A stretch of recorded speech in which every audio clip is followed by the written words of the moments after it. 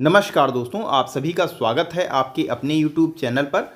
दोस्तों, आज की इस वीडियो में हम आपको ओल्ड पेंशन स्कीम के बारे में बताने वाले हैं और कर्मचारी जो इस समय रैली निकाल रहे हैं काफ़ी आक्रोशित होकर, और उसी के बारे में दोस्तों बताने वाले हैं। कर्मचारियों ने निकाली आक्रोशित रैली, बोले नेताओं को मिल रही 4-4 पेंशन और हमसे बुढ़ापे का सहारा छीना जा रहा है। तो इन्हीं रैलियों के बारे में बात करने वाले हैं। कहाँ कहाँ कौन सी कब कौन रैली निकाल रहा है और कितना ज़्यादा उसमें संघर्ष चल रहा है इस समय ओल्ड पेंशन के बारे में यहाँ पर आपको हम बताने वाले हैं। तो आइए दोस्तों, आज की वीडियो को स्टार्ट करेंगे।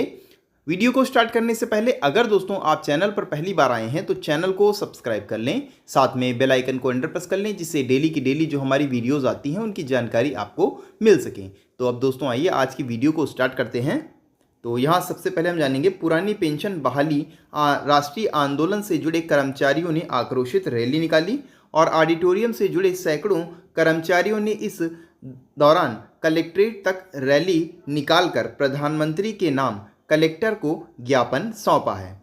उन्होंने मांगे न माने जाने पर संसद के घेराव की चेतावनी दी है और सफ़ेद टोपी पहने कर्मचारियों ने 26 सितंबर शाम ऑडिटोरियम पर इकट्ठा होकर सरकार की पेंशन नीति का जमकर विरोध किया है। उन्होंने कहा कि वे 2017 से एनपीएस का विरोध कर रहे हैं, हालांकि सरकार उनकी मांगे सुनने को तैयार नहीं है। वह एनपीएस की जगह अब यूपीएस ले आई है, जो एनपीएस से भी खराब है। उन्हें हर हाल में ओल्ड पेंशन यानी ओपीएस चाहिए। बैतूल में एक आंदोलन में जिला अध्यक्ष रवि सरनेकर ने कहा कि एक तरफ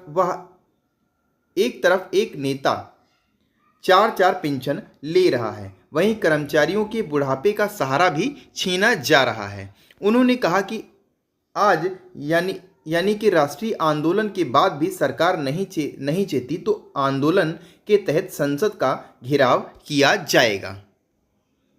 ज्ञापन में यह मांगे उन्होंने रखी। कौन कौन सी मांगे रखी यहाँ पर आप देखेंगे। सबसे पहले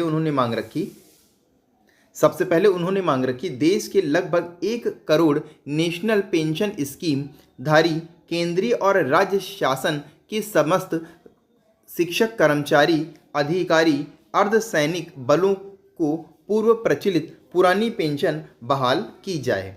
और उनकी दूसरी मांग रही नेशनल पेंशन स्कीम यानी एनपीएस शिक्षक, कर्मचारी, अधिकारी, अर्धसैनिक बलों के सेवानिवृत्ति के उपरांत सामाजिक सुरक्षा और सम्मानजनक जीवन यापन के अनुकूल नहीं है, उसमें अविलंब बंद किया जाए। और उनकी तीसरी मांग थी प्रस्तावित यूनिफाइड पेंशन स्कीम यानी यूपीएस से संबंधित जो जानकारी केंद्र शासन के प्रतिनिधियों द्वारा मीडिया पर आज गुरुवार तक प्रसारित की गई है, उसमें शिक्षक, कर्मचारी, अर्धसैनिक बलों की सेवानिवृत्ति के बाद सामाजिक सुरक्षा नहीं है। एनपीएस की अंशदान कटौती की राशि भी वापसी योग्य नहीं बताई गई। सेवा में रहते मृत्यु के बाद पारिवारिक पेंशन के नियम भी विवादास्पद हैं। प्रथम दृष्टया प्रस्तावित यूपीएस और एनपीएस से अधिक खतरनाक और प्रतीत हो रही है। यूनिफाइड पेंशन स्कीम लागू हो रही, तो पहले जानेंगे क्या है यह स्कीम। यूनिफाइड पेंशन स्कीम यानी यूपीएस क्या है, तो इसके बारे में आप यहां से जानेंगे। यूनिफाइड पेंशन स्कीम सरकार की नई पहल है जो सरकारी कर्मचारियों को उनकी सेवा की अवधि और अंतिम निकासी वेतन के आधार पर स्थिर पेंशन प्रदान के उद्देश्य से शुरू की गई है। यूनिफाइड पेंशन स्कीम यानी एकीकृत पेंशन योजना सरकारी कर्मचारियों के लिए एक नई पेंशन योजना है। इस योजना के तहत कर्मचारियों को रिटायरमेंट के बाद एक स्थिर पेंशन दी जाएगी। यह पेंशन उनकी सेवा की अवधि और आखिरी निकासी वेतन पर आधारित होगी। इस योजना की कुछ बातें खास हैं। क्या हैं खास बातें, यहाँ पर आप देखेंगे। इस योजना में कर्मचारियों को रिटायरमेंट के बाद उनकी सैलरी का 50% पेंशन के रूप में मिलेगा। यह पेंशन रिटायरमेंट के पहले के आखिरी 12 महीनों के औसत वेतन पर आधारित है। इस योजना में कम से कम 10 साल की सेवा करने वाले कर्मचारियों को न्यूनतम 10,000 रुपये पेंशन मिलेगी। अगर किसी कर्मचारी की मौत हो जाती है तो उसके परिवार